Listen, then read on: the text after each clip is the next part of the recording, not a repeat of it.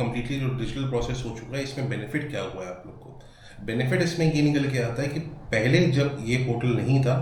तब जिसके पास भी एडमिशन अगर नहीं भी आ रहा था किसी स्टूडेंट के पास में, वो भी एडवांस में अपना ऑलरेडी आपका स्लॉट बुक करके रखता था। उससे क्या होता था कि ऑलरेडी एमबीसी को ऐसा फील होता था कि भाई सारे स्लॉट्स जो हैं वो पहले ही बुक हो चुके हैं। इसी वजह से आप लोग की वेटिंग लिस्ट पहले बहुत ज़्यादा लंबी चलती थी। अब क्योंकि सिर्फ इस वाले पोर्टल में जो आप देखेंगे कि आपकी फाइल तभी आगे बढ़ती है जब आप उसमें एडमिशन लेटर और अपना बाकी ब्लॉक्ड अकाउंट वगैरह सारी इन्फॉर्मेशन उनको देते हो। तो एक ये बेनिफिट है। दूसरा इसका जो एक बेनिफिट आप ये समझ सकते हैं कि पहले काफ़ी सारे जब मेरे पास में भी जो स्टूडेंट्स आते थे कि वीज़ा असिस्टेंस के लिए, वो आके सीधे सीधे ये बोलते थे कि सर आप हमें अपॉइंटमेंट जो है तुरंत दिलवा सकते हैं क्या? तो हम तब भी बोलते थे कि भाई अपॉइंटमेंट हमारे हाथ में नहीं होता दिलवाने का, वो कम्प्लीटली जब ओपन होएगा आप खुद से ही बुक कर सकते हो।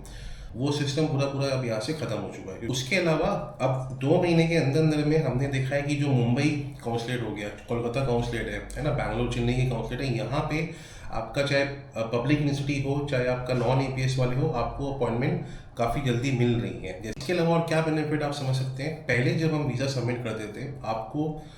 एम्बेसी का जो भी डिसीजन होता था वो आपने जो ऑलरेडी फाइल उनको सबमिट कर चुकी है, उसके बेसिस में उन्होंने फाइल देखी, आपका इवैल्यूएशन किया और आपको जैसे था वो डिक्लेयर कर देते रिजल्ट का कि भाई आपको वीज़ा मिल रहा है या रिजेक्ट कर देते हैं। आपके पास में क्या बेनिफिट निकल के आता है कि अगर एम्बेसी को जो आपने डॉक्यूमेंट सबमिट करे हैं ऑनलाइन या जो उसमें अपलोड करे हुए हैं, उसमें अगर एम्बेसी को कोई भी डाउट अगर आ रहा है, वो आपको करेक्शन के तौर पर आपसे सवाल करता है